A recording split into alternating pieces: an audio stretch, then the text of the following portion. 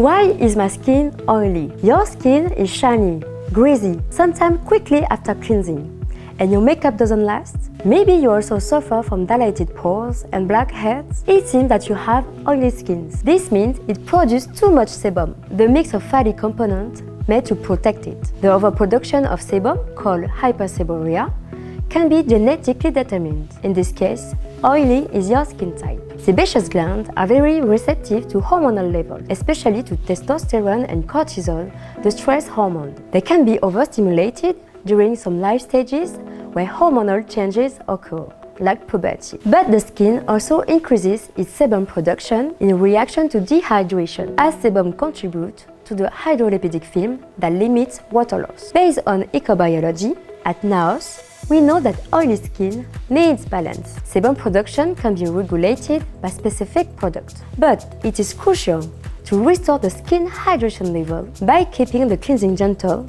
to preserve the hydrolipidic film and adding hydrating ingredients to your skincare routines. Learn more at naos.com.